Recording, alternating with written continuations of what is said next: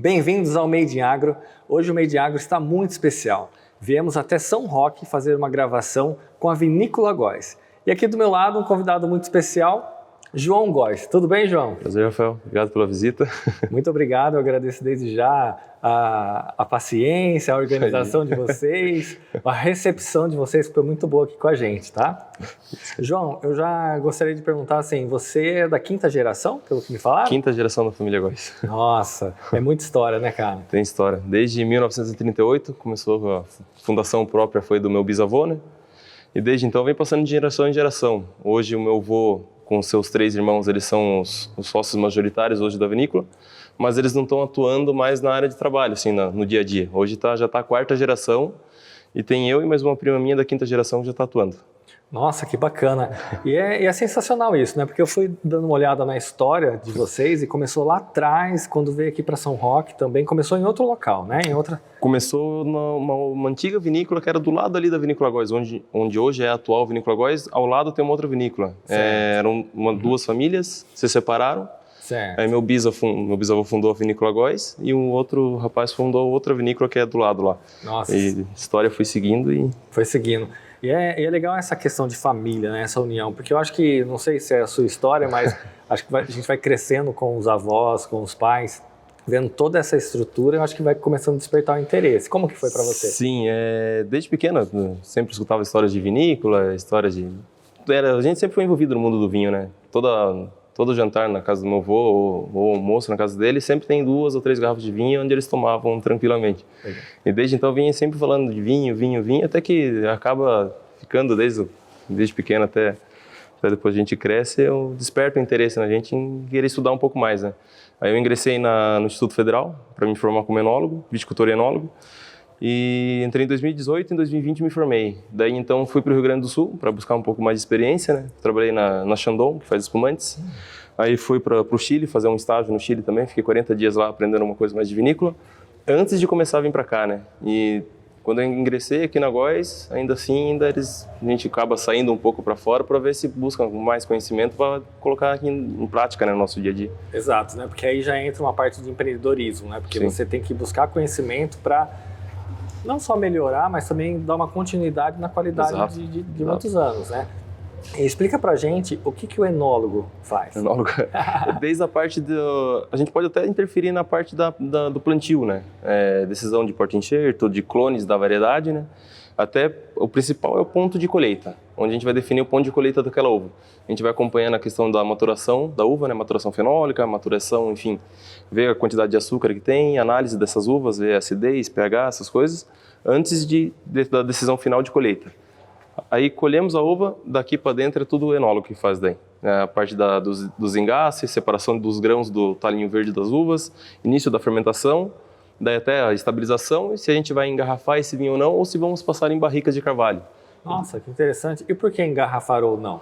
Depende da estrutura do vinho, né? Tem uvas que ela tem uma menor, não digo menor qualidade, mas uma menor estrutura de vinho. É um vinho mais ligeiro, sai um vinho jovem, como é marcado no rótulo. Esse vinho jovem, a gente termina a fermentação alcoólica, faz uma leve estabilização, uma filtração e já engarrafa. Esse vinho tem que ser consumido até 1 ano, mais ou menos, para manter aquela vida dele ainda, aquela estrutura que a gente decidiu engarrafar. Já tem vinhos que a gente termina a fermentação e ele está super estruturado, ele não está pronto para beber ainda, ele está astringente, então ele precisa passar em alguma coisa, ou barrica de carvalho, fudres, ovos de concreto, para amaciar tanino, abaixar um pouco a acidez, dar uma equilibrada nesse vinho antes de partir para o engarrafamento. Ah, perfeito. Então é por isso que às vezes falam, quanto o vinho é mais velho, né? Isso. É mais gostoso. A evolução do tanino, conforme o tempo, ele vai deixando o vinho mais macio, mais untuoso, aquele vinho mais gordo, mais pesado. Normalmente vinho que passa em barrica é vinho que precisa acompanhar já uma carne, uma coisa mais pesada para ter esse acompanhamento, que são vinhos mais estruturados, a gente diz. Nossa, legal. E é trabalho do enólogo também definir essa parte, qual que vai para... se vai para o barril ou não. Sim. Seu trabalho. A gente degustando os vinhos e também seguindo as análises, né, quantidade de álcool, quantidade de acidez que tá, a gente consegue definir a gente fala o desenho do vinho. A gente tem que desenhar o vinho, se ele vai seguir um estilo mais barricado, ou menos madeira, ou vai ser frutado, ou a gente vai usar ele para corte. Às vezes tem vinho que a gente termina de produzir ele, tá pronto, ele não é aquele vinho comercial, vamos dizer assim. Mas ele é necessário para fazer algum corte, por exemplo, para entrar em algum outro vinho para melhorar o outro vinho. Ah, que bacana. E essa parte de todas essas variações, né? Porque o pessoal fala desde seco, desde como que é? Seco, suave, sim. Daí... Né? Tem várias variações. Sim. Aí vem desde a uva isso ou vem no laboratório? Já começa na uva, né? Tá. Na uva a gente tem duas famílias de uva, né? Uvas Vitis labrusca e Vitis vinifera. A Vitis labrusca que a gente conhece é o vinho de mesa. É o Bordeaux, Isabel, Niagara, esses mais comuns, que são vinhos até mais baratos na hora da venda, por questão de produção, né? Sim. Eles produzem, o pé de uva ele produz mais uva, então a gente consegue fazer uma coisa mais rentável com o produto final. E normalmente é muito utilizado para suco de uva ou para consumo in natura, quando é uva da família Vitis labrusca. Sim. Normalmente é consumo in natura, suco e vinho de mesa. E Vitis vinifera são os vinhos finos, daí mais prêmios, que a gente disse, que daí sim, passa por barricas de carvalho, que envelhece mais tempo. Nossa, sensacional. Começa na uva. E a classificação para... Eu vi ali em cima, que daqui a pouco a gente vai lá. Eu tenho uma parte de degustação, né? Sim. E eu acho que harmonização, né? Sim. Eu acho que é muito legal isso. E essa parte também vai de cada uva, toda essa parte... Varia muito do estilo do vinho, né? Hoje não tem mais uma regra, assim, os vinhos, o Taná é uma uva mais... que vai dar mais aquela potência de vinho, aquele vinho mais astringente, mais pegado, tanino mais pesado. Hoje não tem muita regra disso, porque o terroir brasileiro é muito variado, né?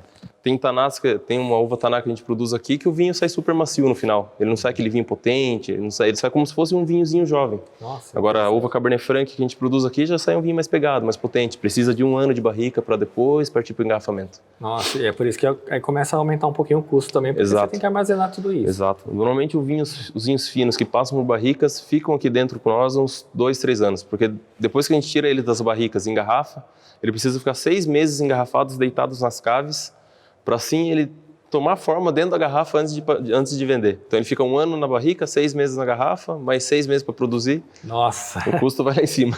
Então por isso que tem que ser valorizado e a pessoa que também está comprando tem que valorizar o que está consumindo. Porque entendeu o processo. Existe um trabalho extremamente cauteloso aí para que tenha essa qualidade, né? Sim. Voltando um pouquinho nessa parte de variações de carnes, né? Um se dá bem melhor com peixe, outro com carne de bovina. De onde surge? Como que faz para isso? É degustando mesmo? É degustando. É treinando. É degustando. Normalmente os sommeliers eles são mais rápidos nessa parte eles são mais treinados nessa parte de harmonização. Nós, que é enólogo, a gente trabalha mais com a parte química. A gente mexe mais com produto, tomada de decisão de insumos enológicos que a gente vai utilizar para produzir o vinho. Mas degustando a gente consegue ter uma ideia. Vinho branco normalmente mais ácido, a gente consegue combinar ele com bacalhau. Vinho rosé, consegue trabalhar com uma carne mais leve ou até uma salada, alguma coisa. Perfeito. Mas normalmente é mais variado, mais é o sommelier que trabalha essa parte de harmonização. Legal. E hoje vocês trabalham com quais uvas aqui? Hoje a gente tem muita uva em teste. Mas definitivo em venda. A gente tem Cabernet Franc, Malbec, Taná, Syrah, tem Sauvignon Blanc. A gente tem em torno de umas 12 variedades que a gente já produz em garrafa, mas a gente tem umas 8, 9 em testes ainda. Nossa, perfeito. E toda essa uva tem produção aqui na fazenda de vocês mesmo? Aqui na fazenda. Legal. O problema é que a gente tem que acertar a questão do porte-enxerto e o clone, porque a nossa região é diferente das outras. Cada região é uma região. E, então a gente tem que adaptar a uva ao clima, ao solo e principalmente ao porte-enxerto que a gente está enxertando a variedade. O porte-enxerto ele é uma variedade de Vitis labrusca mais resistente a pragas e doenças. Então a gente planta primeiro a Vitis labrusca e depois a gente enxerta em cima dela uma Vitis vinifera. Nossa! 2 variedades de uva para fazer a produção dela. Perfeito. E hoje a gente também no Made in Agro fala muito sobre tecnologia. Sim. Nessa parte de vocês de vinícola, a tecnologia também ajuda muito? Muito. Isso daí é até uma coisa que a gente busca sair fora para feiras e outras vinícolas ou até fora do país, é buscar tecnologias novas. Sim. Eu realizei um estágio na Chandon, em Garibaldi, no Rio Grande do Sul, e eles são um grupo, né? O grupo LVMH é um grupo de luxo e eles têm muito poder aquisitivo em questão de equipamentos. E quando a gente foi para lá, a gente ficou bobo em questão de ver as coisas. É muito tecnológico, eles conseguem acelerar o processo sem interferir no produto final, deixando o produto de alta qualidade. Coisas que, por exemplo, uma clarificação de vinhos, que a gente demora 7 dias, eles conseguem fazer em 3, 4 horas, com equipamentos. Só que a gente tinha meio que um preconceito na questão de, vai acelerar muito o processo, no final o vinho não vai sair do jeito que ele tem que ser, não sei o quê. Mas não, o equipamento ele tá vindo com uma alta tecnologia para acelerar o processo e manter a qualidade do produto. Porque aí acelerando o processo você consegue colocar mais vinhos no mercado, não é verdade? Eu acompanhando pelo site também, eu vi que vocês têm uma outra fazenda em Rio Grande do Sul, é isso? A gente tem uma sociedade lá, uma outra vinícola. Tá. Essa sociedade é a Casa Venturini e a parte nossa dos vinhos comuns, que são os vinhos de mesa, vem deles. Eles produzem lá os vinhos e mandam para nós. Uma sociedade, então a gente tem uma produção lá também que vem para cá. Agora, a parte dos vinhos finos, hoje está sendo 100% elaborada aqui com as uvas nossas.